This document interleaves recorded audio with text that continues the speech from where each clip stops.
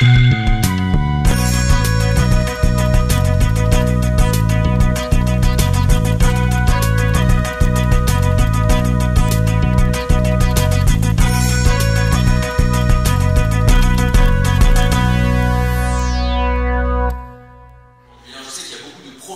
de la santé dans la salle. Moi, je suis journaliste, je travaille à BFM TV, à RMC. Je suis en charge des thématiques technologiques et innovation. On aura de nombreux moments pour ça. On va essayer de vous faire participer. Il y aura des séances de questions-réponses à l'issue des tables rondes qu'on a organisées pour cette journée avec les meilleurs experts du domaine de la santé connectée. On aura aussi des keynotes, des présentations qui, on l'espère, vont vous interpeller, vont vous faire réfléchir, vont vous faire rêver. Aussi, on aura des entreprises qui vont venir pitcher, comme on dit, vous présenter des projets, des applications, des objets connectés, des projets assez dingues, des fois assez extraordinaires. On aura tout à l'heure, par exemple, un clavier connecté intelligent qui est pilotable par la pensée. Parce que maître Jedi dans Star Wars, on va pouvoir piloter son clavier pour les paralytiques notamment. On vous l'expliquera de façon beaucoup plus sérieuse que moi, évidemment. Dans la e-santé, la M-santé, la télémédecine, qui est un peu le papy de la santé connectée, les objets connectés liés à la santé, les NBIC, les nanobiotech, l'intelligence artificielle, tout ça fait partie d'une manière ou d'une autre de la santé connectée. En matière d'électronique, en ce moment, vous avez deux grandes tendances. La première, c'est un mot qu'on va beaucoup prononcer aujourd'hui, que vous connaissez sûrement, c'est le quantified self, le fameux, cette tendance qui nous vient de la Silicon Valley, de se mesurer soi-même sous toutes les coutures, jusqu'à la paranoïa parfois, de prendre, de traquer tout un tas d'indicateurs vitaux, son rythme cardiaque, sa tension artérielle, sa respiration, le nombre de pas qu'on fait dans la journée, le nombre de calories que l'on brûle. Il y a énormément d'objets qui ont vu le jour ces dernières années. Alors il y a ces petits bracelets, ces petits trackers d'activité que tout le monde connaît, qui se sont démocratisés au fil des années. Il y a par exemple des tensiomètres connectés qui permettent de prendre sa tension loin du stress des blouses blanches.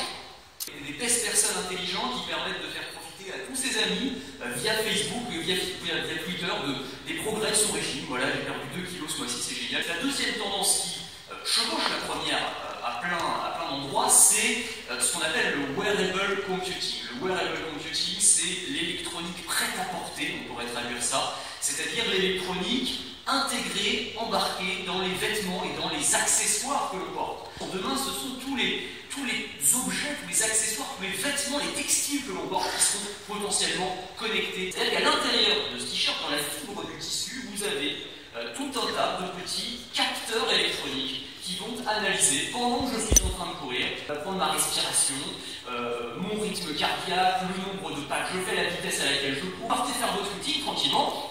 Et puis vous rentrez à la maison et vous allez synchroniser votre t-shirt avec votre smartphone. Alors, ces vêtements vont pouvoir traquer en temps réel mon rythme cardiaque si j'ai des problèmes cardiaques par exemple, et envoyer ces résultats-là à mon médecin, à mon cardiologue qui va pouvoir être alerté dès qu'un seuil est dépassé.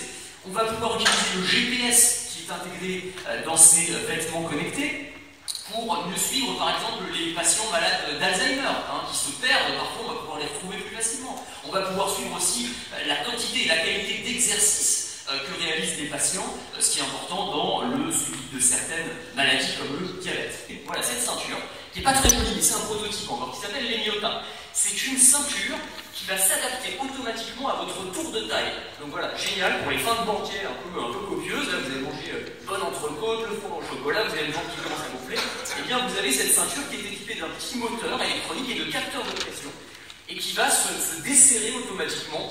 Enfin, ça ne fait pas trop de bruit, sinon ce ne serait pas discret évidemment. Mais le but, c'est que vous allez avoir une ceinture qui se desserre et qui se resserre automatiquement. Ça, c'est pour le côté gadget.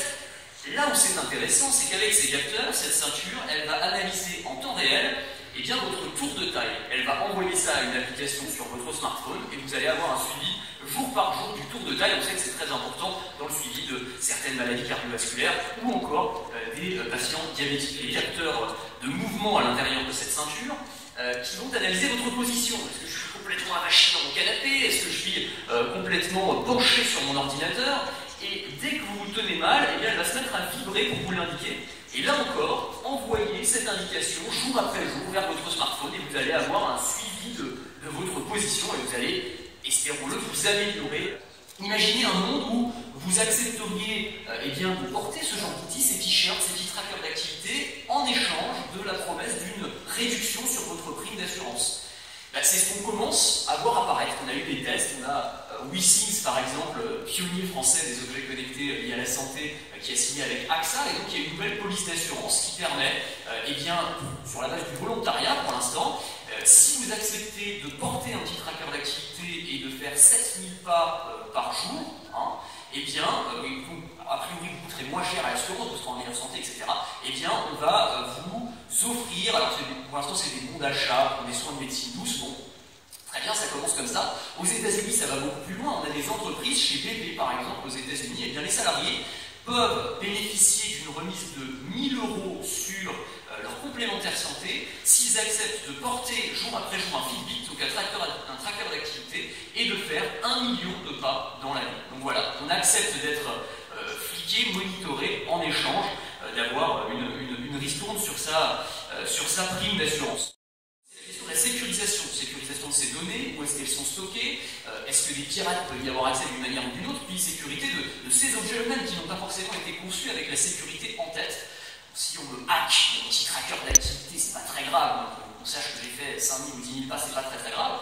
Si on commence à hacker mon pacemaker ou ma pompe à insuline, là ça commence à devenir un petit peu plus problématique. Et c'est déjà possible, en tout cas des hackers l'ont déjà fait.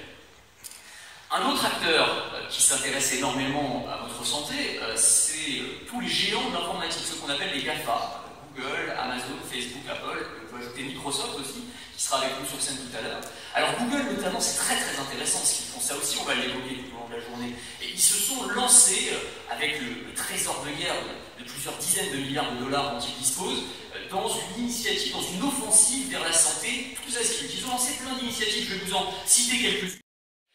Un service de téléconsultation par visioconférence. C'est-à-dire que quand vous tapez dans le moteur de recherche de Google des symptômes, en bonne hypochondriaque que je suis, moi je le fais tous les 2 jours, donc j'ai mal à la tête, j'ai mal au ventre, plutôt que de vous rediriger vers des forums totalement anxiogènes où votre mal de tête va se transformer en maladie incurable forcément en l'espace de 2 minutes, là, ce qui va se passer, c'est que vous allez avoir une petite caméra, une petite icône, vous allez cliquer dessus, vous allez entrer en visioconférence avec un vrai médecin, vous avez une consultation, vous payez sur Internet à la sortie, et voilà, vous avez fait votre consultation, donc Google devient votre intermédiaire, votre porte d'entrée sur le monde médical. On va voir un peu ce qu'on crée en Californie qui s'appelle le X-Lab, le laboratoire X, où ils travaillent sur plein de projets futuristes, et notamment des projets liés à la santé. Vous avez peut-être entendu parler des lentilles intelligentes de Google, des lentilles pour les diabétiques, qui vont permettre de traquer minute par minute, à travers les larmes des patients diabétiques, le taux de sucre dans le sang, la glycémie. Et dès qu'un certain seuil est dépassé, le patient va recevoir une petite alerte lumineuse dans son champ de vision. Donc on va avoir un suivi vraiment extrêmement précis, extrêmement régulier de la glycémie. C'est révolutionnaire pour les diabétiques. Alors ils investissent aussi dans des startups. Ils ont acheté il n'y a pas très longtemps une boîte qui s'appelle Lift Labs. Une boîte assez fascinante qui a mis au point une cuillère intelligente pour les malades de Parkinson. Et franchement c'est assez spectaculaire, c'est une cuillère en fait qui est censée réduire les tremblements. C'est une cuillère à retour de force, c'est-à-dire que dès que la main va un peu trop vers la droite, et bien la cuillère la ramène de force vers la gauche, et ça permet de réduire de 70% les tremblements des malades de Parkinson.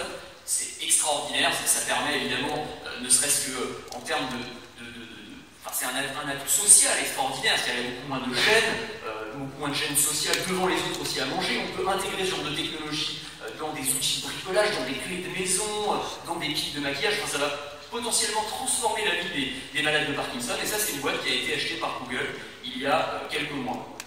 Et ça, Google veut battre la mort. Google qui travaille sur le génome humain, qui veut décortiquer le génome humain et trouver des indices, des indicateurs qui permettraient de détecter le plus en amont possible des maladies cardiovasculaires, certaines formes de cancer, etc., avec pour objectif d'améliorer la longévité humaine. Le prix à payer étant effectivement qu'on leur donne un certain nombre de données. Et pour reprendre les mots de Laurent Alexandre, qui est un scientifique et un grand spécialiste de Google, qui dit peut-être que finalement on va avoir un choix personnel, un choix de société à faire dans les années qui viennent, entre vivre jusqu'à 120 ans normalement, ou bien pouvoir vivre jusqu'à 120 ans, et non 80 ans, mais en acceptant de laisser, de donner accès à toutes nos données à Google sans savoir forcément ce qu'ils vont en faire.